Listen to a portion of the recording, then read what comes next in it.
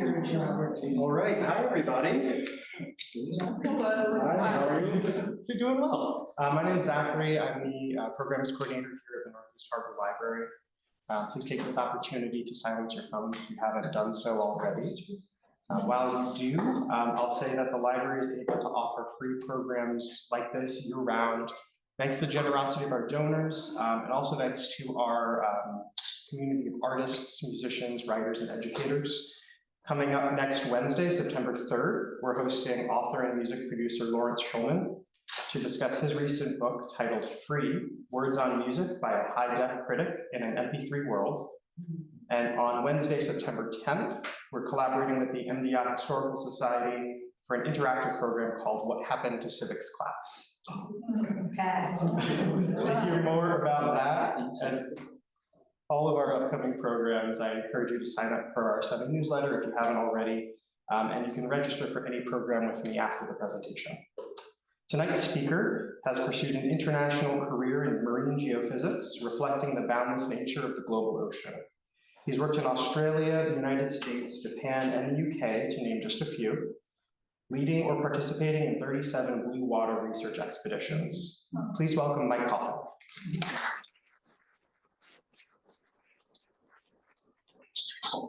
Thank you, Zachary, and thank you everyone for coming out tonight. I appreciate it. Tonight I'm going to talk about climate over the 4.5 billion years of Earth history and wind up here on MDI with what might happen with flooding and sea level rise. And in between, we'll cover a lot of ground. I'd like to hold questions to the end unless you have a really burning question. Start off with an acknowledgement.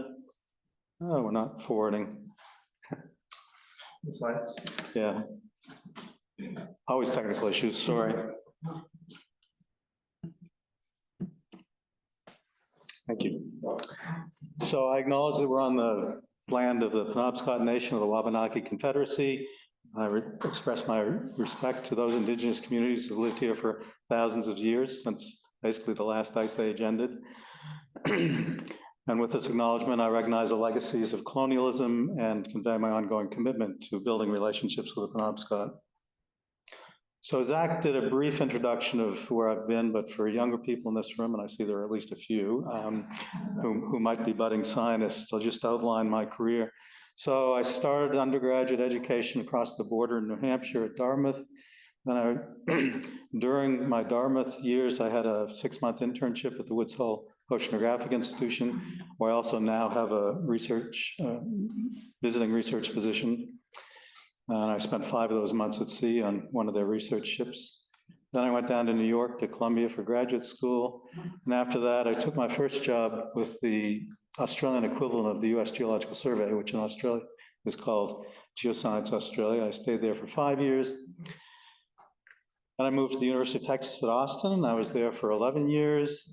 Then I got a call from Japan, and I became a professor at the University of Tokyo, and I stayed there for 7 years. And I got a call from the UK saying, would you like to have a job at the National Oceanography Center in Southampton? So I was there for 3 years. And then I boomeranged back to Australia 15 years ago and have been based there more or less ever since, starting a new institute there, this Institute of Studies.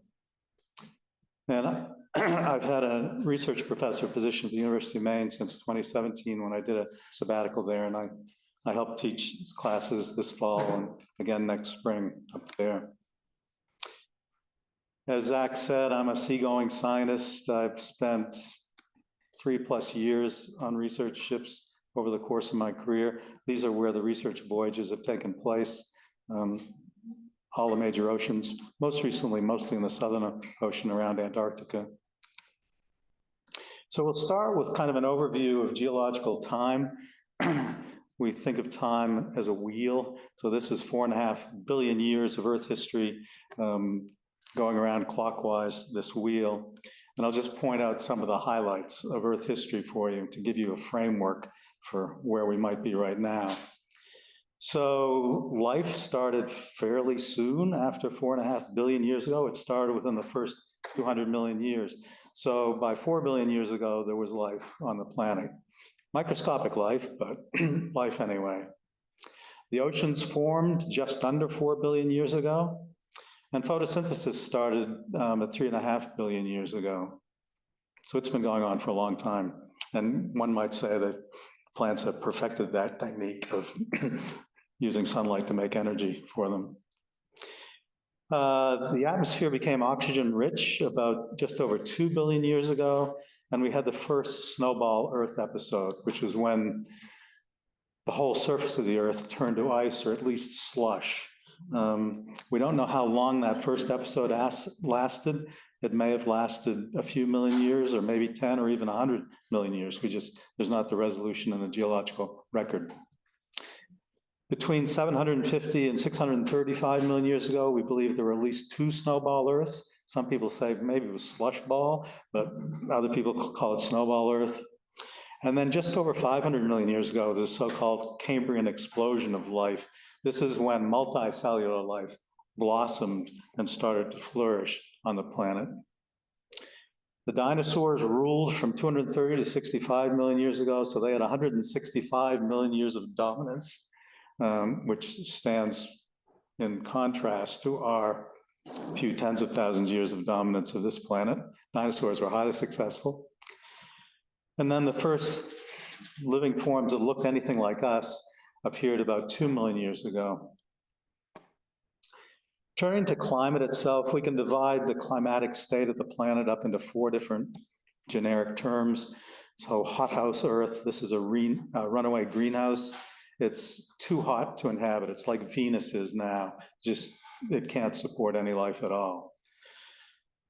Moving towards cooler climatic regimes, we have the greenhouse world. This is when tropical temperatures may extend from pole to pole, and this has dominated most of the planet's history. Icehouse Earth is what we're presently in. It may not look like an ice age out there, but we are in an ice age. We have permanent ice on both poles. And then snowball Earth, which is something I just described. That's when the Earth's surface is entirely or nearly entirely frozen over. And on the bottom here, you can see since 4.5 billion years ago, when we've had sort of glaciations on the planet. So just under 2.5 billion years ago, and then the 2 snowball Earth episodes, 700 to 600 million years ago, and then these more recent glacial episodes. So how do we characterize a greenhouse world? Well, there's no continental glaciation at all. Sea level is much higher. We have higher levels of carbon dioxide and other greenhouse gases in the atmosphere. There's more overall photosynthesis on the planet. There's more carbon burial on the planet. There's more volcanism in the oceans. There's a very low gradient between poles and equator in terms of temperature. And this state of our Earth's climate has persisted for 85% of Earth history. So we're living in anomalous times in terms of the whole Earth perspective. What we're in is an icehouse world. We have bipolar glaciation, excuse the psychiatric term, but we have glaciation on both poles. We have lower sea level. Greenhouse gases are less abundant. We have less photosynthesis, less carbon burial, less volcanism. We have these oscillations between glacial and interglacial times, and we're in an interglacial time now. 12,000 years ago, we were definitely in a glacial, so not that long ago. I mean, we were covered with ice here that was over the top of Cadillac Mountain. Katahdin was covered, so it was over a mile of ice up there. And we have a pretty big gradient between equator and pole in terms of temperature. This has only been the state of the planet for 15% of Earth history. Zooming in on various timescales of our planet. So I'll move from the top down here. So between 0 and 4 billion years ago, that's this entire range across the top, we've had these blue intervals of glacials and interglacial times. So the 15% you can see here, and the pink is 85%. If we just look at the last 600 million years, we've got an icehouse just under 500 million years ago, an icehouse about 300 million years ago, and then since about 30 million years ago, we've been in the Cenozoic icehouse. The last 65 million years, we did this transition between greenhouse and icehouse just over 30 million years ago. And since 30 million years ago, we've been in a planet that's generally been cooling, but you can see we've gone up a bit in temperature. Temperature's on the vertical axis, of course, but then it's been more or less in a steady decline since about 5 million years ago. In the past 3 million years, we see these incredible oscillations between glacials and interglacials. So higher temperature is the interglacial, which is what we're in right here, and glacials are down here in these lower troughs. And it's interesting to note that up until about 2.5 million years ago, we oscillated between glacial and interglacial about every 40,000 years. But in the last 1.5 million years, we've been on a 100,000-year cycle. So we varied every 100,000 years from glacial to interglacial. The last 60,000 years, again, temperature on the vertical scale, we're in this warm time now, the Holocene warmth since about 12,000 years ago. But you can see there's been a lot of oscillations. And I'm going to talk about meltwater events later in regards to sea level. That's where we get the maximum rate of sea level change from these meltwater pulses that happened over the last tens of thousands of years. And then over the last 15,000 years, still shorter time scale here, we see some oscillations as well, like the Little Ice Age, which froze out a lot of farmers in Europe. Medieval warm period, which was when Greenland was settled, when Greenland was green. Iceland was still ice, but Greenland was green. So there are oscillations even on much shorter time scales. So we'll focus in first on these, the long time scale with pretty warm temperatures, but then these cold events in here, these oscillations. So again, 15% pink or 15% blue and 85% pink.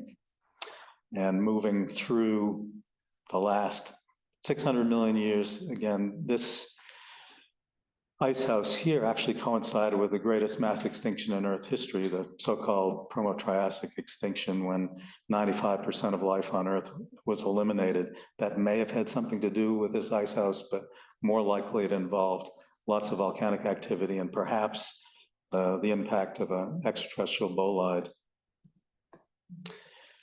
Focusing a bit more, so this big change in temperature regime right at 33.5 million years ago, where we went into the icehouse here.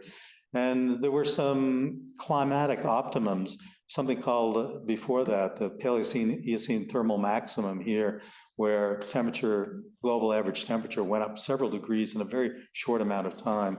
And we think that may be related to large-scale volcanism on the planet, but it also could be related to gas hydrates melting from the seafloor with warming bottom water temperature. We have frozen methane gas within the sediment, and that could have melted and put a methane surge into the atmosphere that would have caused global warming. And then we have these 40,000 year oscillations from 3 million years to 1.5 million years, and then 100,000 year oscillations. And interestingly, this is why there's the search for million-year-old ice in Antarctica, which a British or a European program led by the British thinks they drilled a core last austral summer in Antarctica, where they think they've got 1.1 million years worth of ice core. And what ice cores do, which I'll talk about later, is record in air bubbles within the ice. It records the gas composition of the atmosphere, which we take measurements and can assess climate. Then from 60,000 years to present, we have all these oscillations, including meltwater pulses, and then 15,000 years to present, we have these small warming periods in the Little Ice Age, et cetera. So how do we know this about the geological past? Well, we have various methods. Obviously, we can't take a thermometer back 100 million years and say, oh yeah, that was the temperature 100 million years ago. So we use what we call proxies. We have instrumental records for the last couple hundred years, historical records before that. Some of the sagas in Iceland, for example, they were very careful note takers, saying, well, we had this glacial advance, this glacier advanced over the last couple of decades, and then it retreated again. Tree rings give us resolution back several thousand years. Ice cores, we have just over 100,000 years of continuous ice cores in Greenland.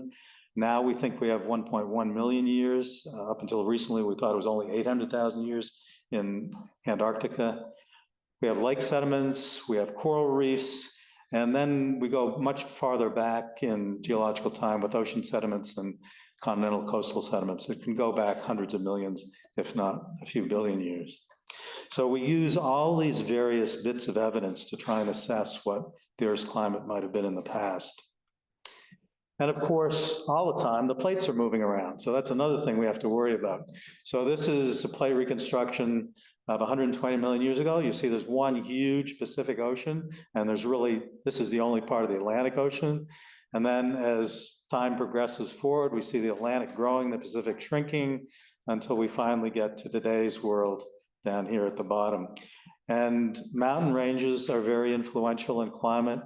You know, the Andes, basically all the weather comes from the west, dominantly in both the northern and southern hemisphere. And the Andes block a lot of rain from falling on the eastern side of the Andes. Well, if the Andes didn't exist, that wouldn't happen. So we have to consider plate tectonics when we're thinking about climate as well. So the temperature gradient, this just shows what the temperature gradient was between the equator and the poles 100 million years ago versus today. So 100 million years ago, which we call the mid-Cretaceous, very little gradient. This is temperature scale and vertical and latitude along the bottom axis. So back then, no ice on the planet. It was about 10 degrees C warmer overall. And the higher latitudes were much warmer. I mean, we have reptiles, fossils in Antarctica from 80 million years ago. So there were cold-blooded creatures living at very high latitudes, and there were plants growing and stuff that you don't see there now. Has anyone here been to Antarctica? Then you've seen what doesn't grow there. Yeah, not much. There's some lichens, but. So at 100 million years ago, as I said, there are fossils at polar locations showing trees that look like breadfruit. Cold-blooded animals lived at the poles. Corals were found from 40 north to 40 south. Today, they're only found between 30 north and 30 south. But sea level was 650 feet higher. So there was a lot more ocean and a lot less land back then. So to go farther back in time than a few 100,000 years with the ice core record, we turn to something called paleoceanography. And that's the study of the oceans with regards to their geological past. And we study their chemistry, biology, geology, how sediment was being deposited, what the productivity was in the oceans in terms of biology.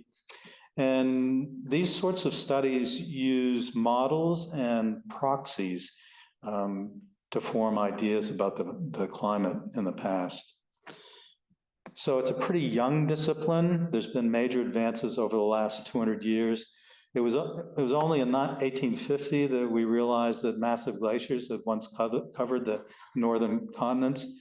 And if you should ever drive through Ellsworth Falls, kind of across from Sunrise Glass, there's a world-famous outcrop there of rocks that the Swiss scientist who became a professor at Harvard, Alexander Agassiz, he took a coach down from Bangor to Mount Desert Island, and he observed these striations in the rocks in Ellsworth Falls. He got out of his coach, he looked at them and said, these striations were made by glaciers.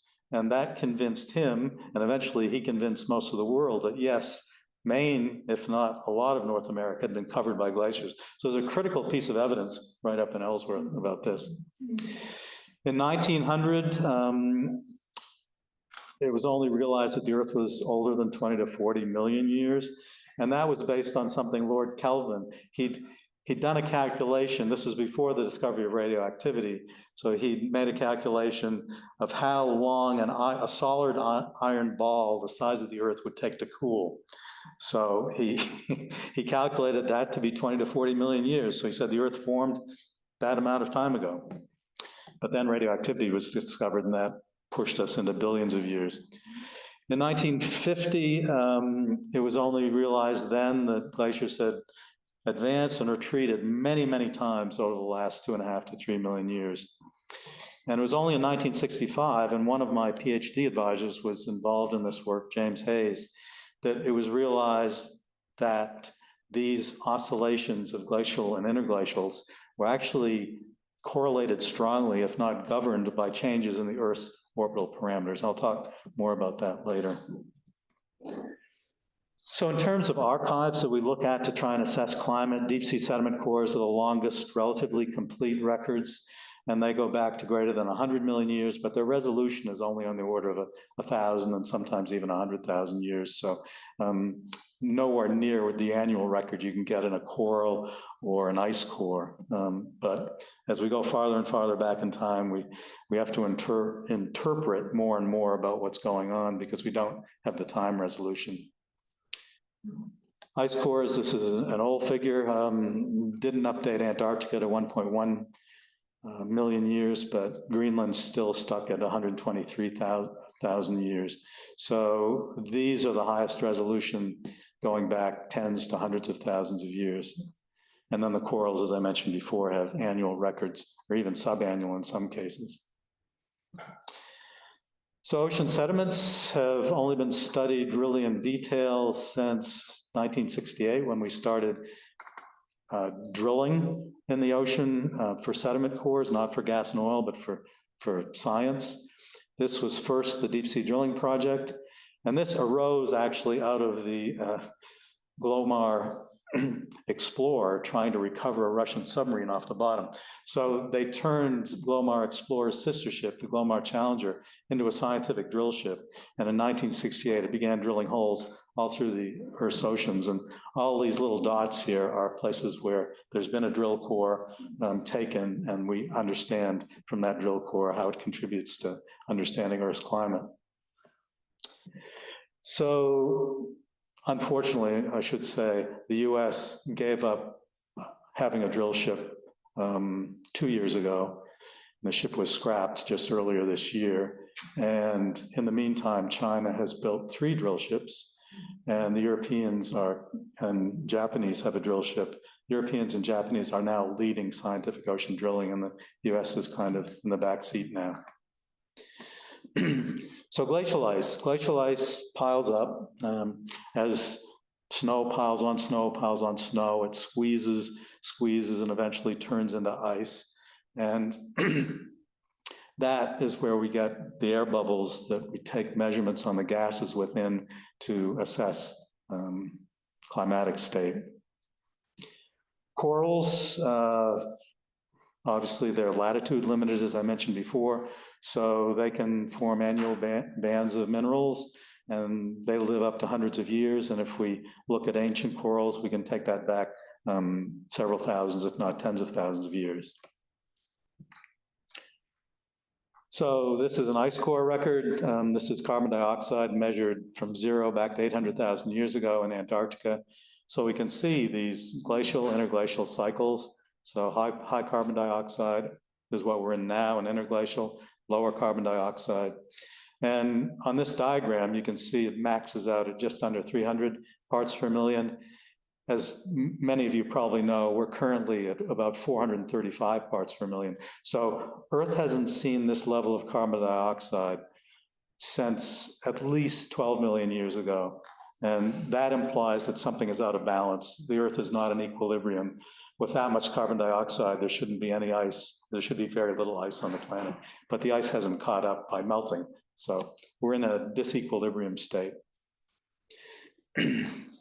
This is from East Antarctica, a 400,000 year record where carbon dioxide has been measured in great detail. And here we are with a slightly more recent plot, but we're still not, now we're up here on this map, 435 or so.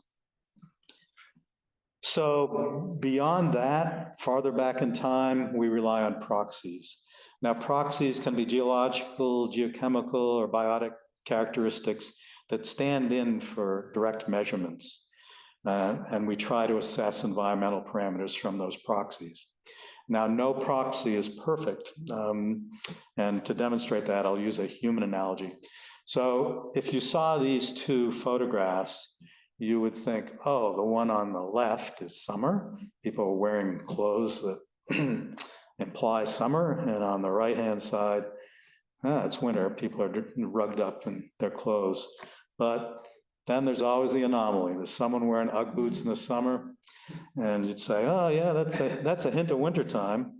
And then there are people out jogging in the winter with what look like summer clothes. So this just is an analogy that no proxy is perfect. Proxies exist, but we have to interpret them very carefully. And for measuring geological time, which we call geochronology, there are absolute measurements. But most often our direct information is spatial, where it is in a core, whether it's sediment or ice. Sometimes we have radioactive tracer information that we can date using like carbon-14 for the last 50,000 years, or uranium, thorium for a few 100 million years, potassium, argon, or argon for hundreds, if not a few billion years. But these need calibration and sometimes have accuracy problems. More often, we determine time via cross correlation, so it's indirect, it's not a direct time measurement. And so the time scale is constantly, the geological time scale is constantly being improved, and we consider it kind of like a rubber band. Sometimes we need to stretch it over here because new data say, oh yeah, that's a little longer than we thought, or it's a little shorter than we thought. So it is a variable, but it keeps getting better with time as we get more information. So what have been the major climatic events in, say, the last 200,000 years of Earth history? Well, as I said, last 11 or 12,000 years, we've been in an interglacial. So sea level's been more or less within a few tens of feet where it is now globally. The amount of ice on Greenland and mountain glaciers and on Antarctica has been relatively stable. But between 11,000 and 73,000 years ago, we were definitely in a glacial episode, although between 28 and 62,000 years ago, it was a little bit warmer. But that was when ice essentially was a bulldozer that pushed out into the Gulf of Maine and pushed and made Long Island. Long Island is a terminal moraine of a glacier. Nantucket is a terminal moraine. So all these sandy islands off the northeast coast of the United States are essentially the end of a glacier. That's how far they bulldozed, those glaciers bulldozed everything in front of them. Then between 73,000 and 127,000 years ago, there was an interglacial, but only 3 times in that whole interval between 118,000 and 125,000 years ago was it as warm as it is right now. So you can see that time period is 7,000 years. So we're already 11,000 or 12,000 years into our interglacial. So looking back further into geological time, we should, if the Earth was behaving in a predictable way, which it basically has in the last 2.5 million years, we should be going back into an ice age now. The planet should not be warming. So something is upsetting that long-term pattern of glacials, interglacials. And then 127,000 years ago to 187,000 years, it was another glacial period. So what did the Earth look like 20,000 years ago, sort of at the peak? We call that the last glacial maximum. That was the maximum extent of ice. So most of North America was covered, nearly all of Greenland like it is now. The Andes were, the Himalaya were, all of Siberia and a lot of Europe were. Iceland was completely under ice. And sea level was 400 feet lower then. So, I mean, right on the the fringe of North America, you could walk far out into what is now the Gulf of Maine. And in fact, when Paleolithic people moved into Maine, they're constantly dredging up, lobstermen and fishermen are dredging up arrowheads and things from way out in the Gulf of Maine. That people were living out there before the sea level rose, but after the ice melted. So if we take a polar view of things, this is 18,000 years ago, looking down on the North Pole. This was the extent of ice. Interestingly, a lot of Northeast Asia was not ice covered then. And then the modern day, I mean, the only real significant ice is here on Greenland, what we call an ice cap. Same in the southern hemisphere. We have a continent there. Of course, we don't have a continent in the North Pole. Antarctica was totally glaciated, and sea ice extended all the way up to South America and close to Tasmania over here. And then it really has shrunken to the present day. Most of Antarctica is still covered by ice, but the sea ice extent is much less. Looking at a map view, so the last glacial maximum, so 20,000 years ago, you can see ice extended a fair way down eastern North America, completely covered Canada, Newfoundland, Nova Scotia, Maine, and again, it bulldozed Long Island, Nantucket, et cetera, Block Island. And then over here, Siberia and north as well. So this is a detailed record of global mean temperature for the last 500,000 years, and you can see it varies from 10 to 12 degrees C at maximum temperatures down to 5 degrees C. This is the mean temperature across the globe. And as I said, we've had these cycles over the last 2.5 million years. Turning to orbital parameters. So this was the work that was published in 1965 and convinced everyone there was a relationship between the Earth's orbit around the sun and glacial and interglacial episodes. The shape of the Earth's orbit is an ellipse, it's not a circle. Does anyone know how close we are at our closest and how far we are from our farthest from the sun? It varies by 3.5 million miles. And does anyone know, is the Earth closer to the sun during our summer or closer to the sun during our winter? Closest during our winter. Correct. So it's counterintuitive. We're closer to the sun during our winter. And that gets into these other orbital parameters, axial tilt and axial tilt wobble. So the Earth's axis is not sort of fixed, like pointing directly at one star. It wobbles around in time. And it also wobbles with respect to the elliptical orbit around the sun. So it's sometimes the northern hemisphere is closer to the sun during our summer. At other times, like now, we're farther from the sun during our summer. And that plays into the ocean as well. Most of the continents are in the northern hemisphere. There's a lot less land in the southern hemisphere. Water absorbs solar energy much better than land does in most cases.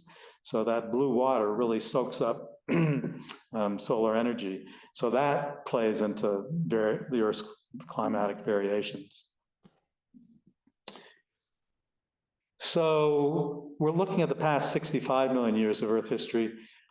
I mentioned that we had this abrupt warming tied to either volcanism and or methane hydrates melting beneath the seafloor and going into the atmosphere. And then there was what we call the Eocene climatic optimum. And then this sudden change about 33.5 million years ago when there were glaciers. There's evidence for glaciers, small glaciers on Antarctica before then, but continent-wide glaciation really kicked in at about that time. And even though we had some warming events, it was slightly warmer. It's been a general cooling trend, at least for the last 12 million years. This is one of the proxies. It's called delta oxygen 18. Oxygen has 3 isotopes, 16, 17, and 18. And by measuring the concentrations of the ratios of the oxygen in sediment core, mainly the remains of plankton, which make their shells out of calcium carbonate for the most part, we can do these measurements. Because oxygen 18 is heavier than oxygen 16, when there's more oxygen 18, when there's been more evaporation, we use this as a proxy for colder ocean, for example. Let's turn to sea level. You've probably all heard about the IPCC, the Intergovernmental Panel on Climate Change. They do an annual report or assessment. about every 5 years. So we're due for another one in a couple of years. This is where thousands of scientists compile results and try to interpret and project what might happen to Earth's climate in the future. And they come up with various scenarios. These are different scenarios here. And these different scenarios in terms of global sea level are plotted here, starting at the date of this one, 2022, and various scenarios for how sea level might change between that date and 2150. And this, to me, serves to demonstrate that sea level is one of the biggest unknowns in climate studies. There's a whole range of projections here that could be the result, but we won't really know until we get to that point. As I mentioned before, however, we've had meltwater pulses during the last deglaciation, so between the last glacial maximum and 7,000 years ago. And these have varied from 30 to 60 millimeters per year maximum during these meltwater pulses. And if you average that over a century, you could get 10 to 20 feet of sea level rise by the end of this century, so 2100. We don't know whether that will happen or not. I think no politicians are looking that far into the future, that's for sure. But we just don't know. So that's why all these different scenarios, and you can see some of them go way off into the wild blue yonder, and that's these ones here. So scientists tend to be conservative. We look at the past 12,000 years, and we say, well, those are probably the best estimates, but then something from left field comes in, we reach a tipping point, and something sudden can happen like this 10 to 20 feet per century. And this has happened, as I said, 3 times in the last 13,000 years, between 20,000 and 7,000 years ago, and we don't really know why. It wasn't the dinosaurs, they were long dead. It wasn't us, because we weren't here, so, or we weren't having an impact on the environment, so that's a big unknown. Okay, this diagram here basically, what if all of the West Antarctic ice sheet melted? Well, sea level would go up by 16 feet. All of the East Antarctica ice sheet melted, sea level would go up by 178 feet. And there are certain glaciers in East Antarctica that appear to be surging into the ocean. And so that could happen quickly. How quickly, we really don't know. If all of Greenland melted, the ice there, 24 feet of sea level rise. And something that also might seem counterintuitive, if Greenland ice melted, would sea level around Greenland go up or go down? Actually, sea level would go down, because all that ice on Greenland has a gravitational attraction, and it's sucking ocean water towards Greenland. So if all the ice melted, there'd no longer be that gravitational attraction, and sea level would fall despite rising everywhere else in the world. So there's a lot of counterintuitive thinking that goes into climate thinking and climate modeling. Eventually, though, of course, another component is the ice pushes down the land. The Earth is not completely solid beneath us. If you go right down, I mean, the outer core is liquid, and if we go up into the mantle, it has a viscosity, so it will flow. So when ice piles up on something, it pushes the land down, and that's what happened to Maine during the last ice age, when there was a mile of ice on Katahdin, at least a mile of ice. We don't know how much more there might have been. We just know that Katahdin was covered. It pushed Maine down significantly. And then the ice started to melt, and despite the ice attracting, there's a formation, a geologic formation of marine clays along the coast of Maine that extends all the way up to Bangor. It's kind of a line you can draw along parallel to the coast. That marine clay is 8,000 to 9,000 years old. So relative sea level was much higher in Maine, and then the land started to rise with the weight of the ice having been removed and resulting in the coastline where it is now. So we tend to think of coastlines as fairly permanent features of our planet, but no, they're very temporary, even on thousands of years time scale. So now we're going to turn to where we are, Mount Desert Island, and look at sea level and look at coastal flooding right in our neck of the woods here. NOAA has a website called Sea Level Rise Viewer. It's still up. I checked it this morning. It hasn't been canceled. And it shows high tide flooding. And as well as you can dial on the vertical scale here, you can dial a sea level rise from what it is at present all the way up to 10 feet above sea level. And I'm just going to show you different parts of MDI, including the Trenton Bridge, and what might happen when sea level goes up. And we know it's going up. So sea level is going up. Glacial ice is melting in Greenland. It's melting in Antarctica. We just don't know how quickly. First, though, high tide flooding. So this is a map of the whole of MDI showing what flooding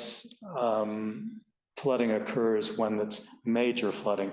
So NOAA defines high tide flooding in 3 categories: minor, and that's when it goes up about 2 feet, like we had the winter before last, when the full moon coincided with a huge storm, and that resulted in high tide flooding along the entire Maine coast and a lot of destruction. NOAA's definition of moderate high tide flooding is just under 3 feet, and major flooding is basically 4 feet and more. And those storms 2 winters ago now were major flooding. Portland was more than 4 feet above high tide. And along this part of the coast, it ranged from 3 to 4.5 feet. So, and this is what happens. I mean, you can see up here on the Bar Harbor Road right after the Trenton Bridge, a lot of flooding. It's very low lying. Over here in Bass Harbor, same thing. You know, all those marshes that are behind Bass Harbor. Out here on the Cranberries, not a very pretty picture either. A lot of flooding there. And if any of you were here that winter and heard stories from friends out there, you know how bad it was. In the more immediate vicinity, high tide flooding, Sutton Island here, Greening Island over here, whoops. Here in Little Long Pond and Bracy Cove, you know, a lot of flooding there. Seal Harbor, Northeast Harbor up here near Astiku, a lot of flooding in that low-lying area, and then all along going up to Somme Sound. Over here, Southwest Harbor, big time in Southwest Harbor here. So yes, this flooding is probably going to become more because sea level is rising gradually, some millimeters a year. This will become more prevalent. So what happens with a 3-foot sea level rise? Well, not very much in this part of the world. Here in Little Long Pond and Bracy Cove, you know, that's really low lying, and a lot of that would be inundated forever. Out on Greening Island too, the low lying areas, and on Sutton Island as well. But not much happening over here in Southwest or here in Northeast or in Seal Harbor. However, with a 7-foot rise, we see essentially closure of the road across Seal Harbor. You know, that's very close to the beach there, and that low-lying marsh would flood. And the road here over to Seal Harbor from Northeast, Little Long Pond would become permanently saltwater. All of the landing area here in Northeast Harbor, that wonderful flat area with tennis courts and parking, that would be ocean.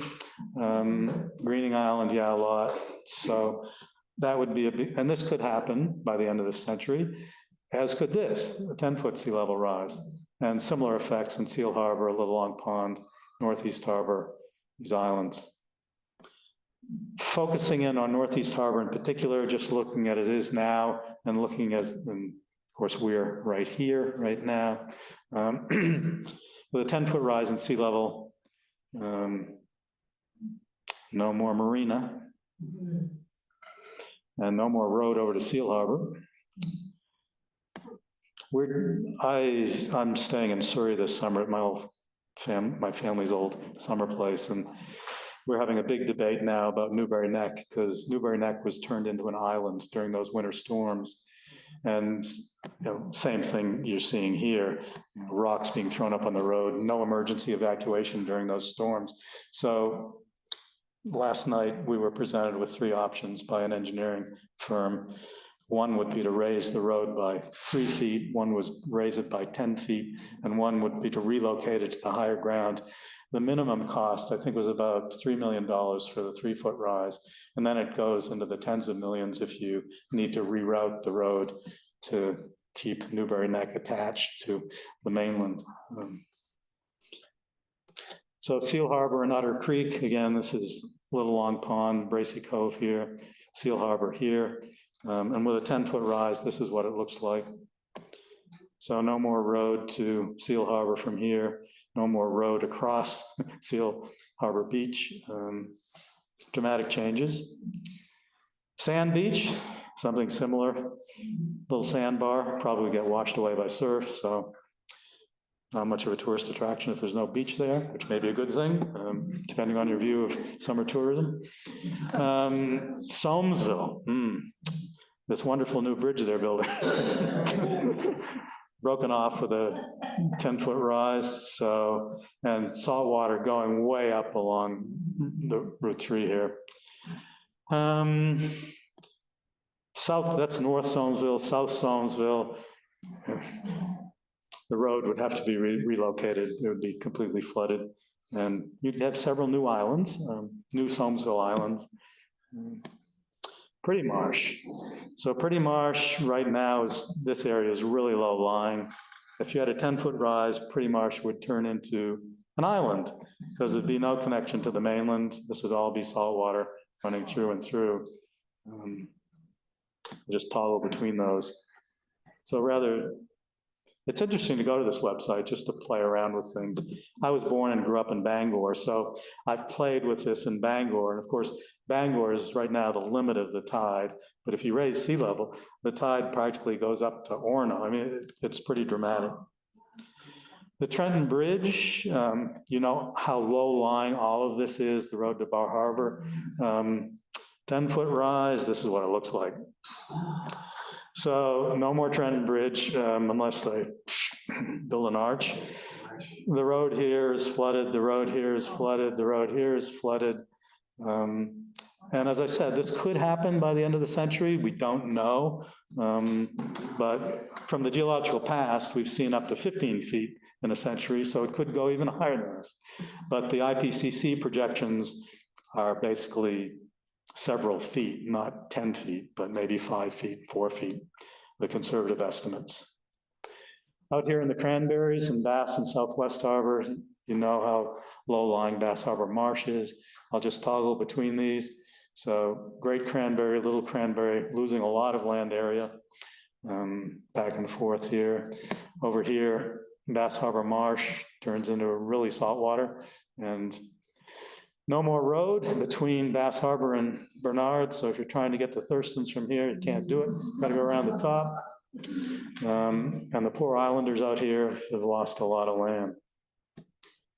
So climatically, the Earth now is at sort of a critical juncture. We're at a tipping point, as we call it. As we transition to less and less ice, this is sort of an extreme case here with time along this axis here, going back 2.5 million years up to present here. The state of the Earth with glacials and interglacials here, the last glacial maximum 20,000 years ago, warming, and we're here right now.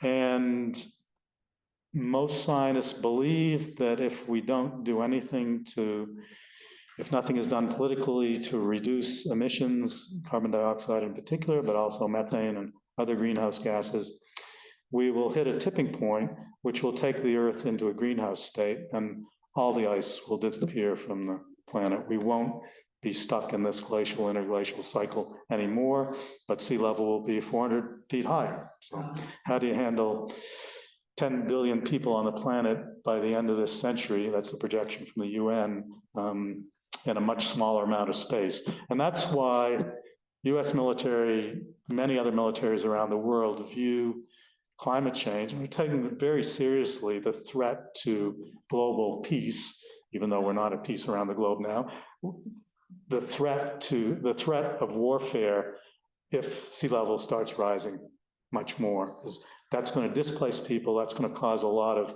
strife and problems. Earlier this month in The Economist, they published this tipping points diagram, which I just found a few days ago. They note all these potential tipping points that might be triggered by these temperature rises on the planet. Everything from collapse of the ice sheets, whether it's Greenland, East Antarctica, West Antarctica, but also this AMOC, the Atlantic Meridional Overturning Circulation. There have been times in the past when there's been so much meltwater coming off Greenland that it's essentially shut down the Gulf Stream, and that's caused temperatures to drop significantly in Northwest Europe. And that would obviously be a big upheaval in our planet if they could no longer grow crops in Northwest Europe. And effects on forests, effects on deserts, everything listed on here is a potential tipping point for putting the Earth into a different state. Now, when I teach students about climate, and when I've given climate talks before, people always ask me, what can I do? And so I ask you to consider this diagram. These are personal choices you can make to reduce your contribution to climate change. Things over here on low impact are like upgrade your light bulbs from incandescent to LEDs, for example. Hang your clothes out to dry. Recycle, wash your clothes in cold water. Replace your car with a hybrid. And then here in higher impact, become a vegetarian. Switch to an electric car, buy green energy, avoid one transatlantic flight, live car-free. And then completely over here, completely off the scale, is have one fewer child. I mean, we are the problem. We have driven the Earth to the state that it's in right now, with 8+ billion people on the planet. When I was born, and I think when most of you were born, you look like a similar demographic to me, there were less than 3 billion people on the planet. We've added 5 billion people over the course of our lives, and we are the pressure on the environment. We all demand energy, and we all demand driving around in our SUVs, et cetera, et cetera. So I gave this talk or a similar talk at the University of Maine at Farmington a few years ago, and I saw, after I gave the talk, there were questions and answers, and then I saw this phalanx of young women, 18 to 20 years ago, marching towards me. I thought, oh no, what have I said? And the leader of this group of women came up to me and said, oh, we'd really like to thank you for the talk, Mike. And I said, well, I was really happy that you were here and to listen to it. She said, but your main point is having fewer children. None of us want to have children, and you just gave us the best environmental reason not to have children. And I said, well, that wasn't the message. It was more like, this is what people say you can do to help out. What's your contribution to reducing the risk of climate change? So anyway, that's just one effect. So in summary, I've talked about Icehouse Worlds with this bipolar glaciation, lower sea level by hundreds of feet. Greenhouse gases are less abundant. There's less photosynthesis, less burial of carbon, less volcanism. These glacial, interglacial cycles, whether they're 40,000-year cycles or 100,000-year cycles, this high gradient in temperature between equator and pole. But again, this is only 15% of the 4.5 billion years of Earth history. So we are living in anomalous times in terms of the Earth itself. Whereas the greenhouse world, which we may be headed toward, no continental glaciation, higher sea level by perhaps 400 feet, higher levels of carbon dioxide and other greenhouse gases, more photosynthesis, more carbon burial, more volcanism, low latitude thermal gradients, and again, 85% of Earth history. So I thank you for your attention, and I'm happy to take any questions you might have.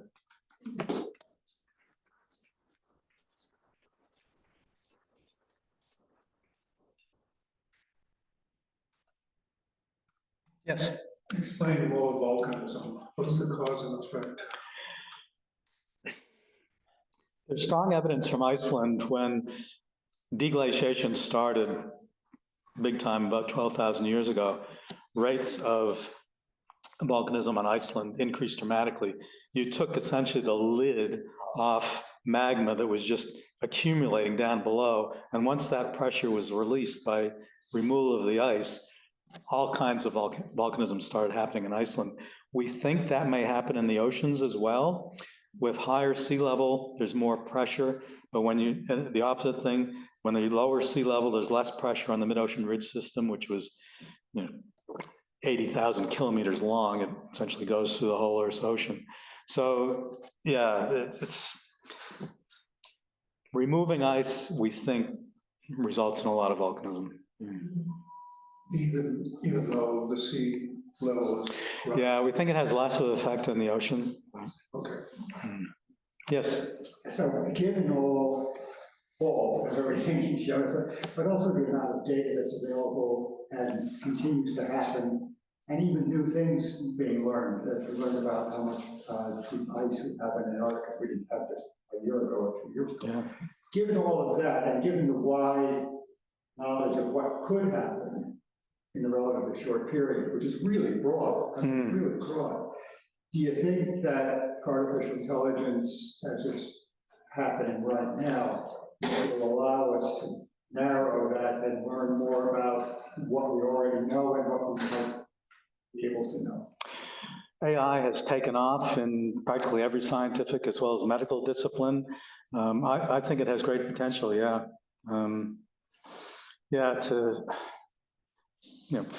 Colleagues of mine are using it to study ocean sediments, to study climate records. It's burgeoning. Yeah, but I think we've only seen the small tip of it so far. Yeah. Because a lot of data really isn't accessible now, and as more data becomes accessible to AI, drafting it or hoovering it up, I think there'll be a lot better science coming out of it. Yeah. Yes. At the end of your discussion, you threw up this thing about carbon dioxide and its influence. But carbon dioxide, from what I can understand, is saturating after about 10 or 20 parts per million, and then a little influence on temperature or greenhouse gas, but it has a lot to do with greening our climate to feed all these people that you say we're going to have. So we need carbon dioxide. We don't need to get rid of it. We need carbon dioxide, but the Earth has done very well in the past with 200 parts per million. Now we're up to 435. And if you read the IPCC report, which is thousands of scientists citing tens of thousands, if not hundreds of thousands of scientific studies, there's a direct correlation between level of carbon dioxide and warming of the planet. So I know some people don't believe that, they're contrarians, but I mean, as a scientist, I'm not biased when I write a proposal to do work. I don't care where the money comes from. I don't take orders from any funding agency to do my work. And scientists are such skeptics. I mean, I'm an editor at several journals. You wouldn't believe the comments I get on papers. Scientists are so critical of one another. They will shoot each other out of the water to make points. So when the IPCC gets together every 5 years for these incredibly thorough studies, I take their word rather than a few contrarians that say, oh, carbon dioxide doesn't matter. But everyone's entitled to their own opinion. And if you go into the literature, which I encourage everyone to do, read the IPCC report and assess for yourself whether this seems credible or not. Yes. I was just wondering, in your plots, I think it was the 1 to 3 million, back in the last 3 million years, you can see the 40K and 100K oscillations. Are those oscillations entirely due to the changes in the orbit, or is it also, I know there's a lot of feedback, loops with, kind of the stability of, ice increase or sea water rises and feel more power than that. So how much of that is this the orbit effects versus the natural changes in the carbon cycle? That we really don't know, and that's why this million-year-plus ice core is so important, to actually see what gases in the atmosphere were doing prior to 800,000 years ago, when we made that switch from 40 to 100,000 years. That's the holy grail of climate studies now, is figuring out what the atmosphere composition was older than 1 million years. But it's a very good question, yeah. Yes. Can you talk a little more, please, about the effects of ocean currents on thermal regulation? So you probably know that we have big gyre currents. We've got Gulf Stream carrying water up, and then it just recycles back. It doesn't go south of the equator. Each of the major oceans has a similar current, and also in the southern hemisphere, these clockwise currents carrying warm water to the south in the southern hemisphere and warm water to the north in the northern hemisphere. So they have a huge impact, and there is evidence in the past that they have weakened or in some cases terminated. And of course, the changing configuration of the continents over hundreds of millions of year timescale has a big influence as well. When there was just one global ocean 200 million years ago, the circulation was very, very different. And we can only model that. We really don't have any evidence to know what was really going on then. We have a very imperfect sediment record from that time. Yeah, so it's a lot of modeling. Any speculation About how having one continent changed circulation and well, it was a much warmer time, and the general assumption is that during warmer times, the ocean is more stratified and it circulates less vigorously. So, and that results in anoxic conditions in the deep ocean. I mean, that anoxia 100 million years ago during the Cretaceous is the basis for our hydrocarbon culture. When the oceans weren't circulating as vigorously or stratified, all this carbon got buried and eventually turned into oil. And that's what we're living off today, basically, that Cretaceous carbon, buried carbon. thank you. Sure. Yes. Can you talk about the 15% versus 85% of kind of the Earth's larger life cycle? You said that we are living in like an anomalous time, and obviously that time span feels very different, like from a human perspective versus in a whole of Earth history. I'm curious, like in the 85% of Earth's history, how much life was there? Was there just like massive extinction events every time we switch into a greenhouse Earth, or was this, generally like earlier in Earth's history, which it seems like some of it was, but I guess, within that glacial, interglacial, or I guess more broadly than just the interglacial and glacial periods, like in that 85%, like what did life look like? That's a really good question. The short answer, with a little context, is we don't see a strong correlation between greenhouse icehouse transitions and mass extinctions. In fact, there's no correlation that I'm aware of, no strong correlation.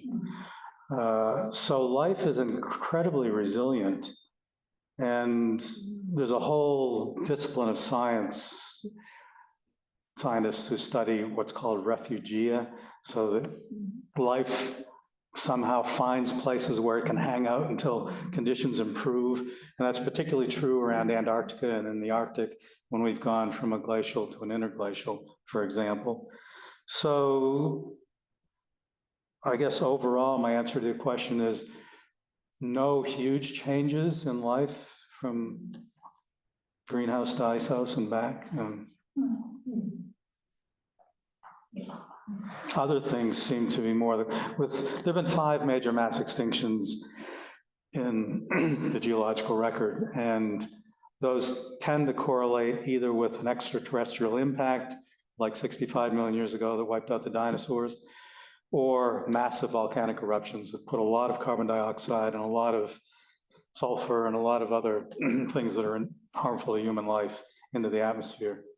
Those seem to be the triggers for mass extinctions as opposed to climate change. Not to say that climate change might not have accompanied that, because the volcanism at the Paleocene-Eocene thermal maximum happened at the same time as it wasn't a mass extinction, but there were a few extinctions that may be related to that.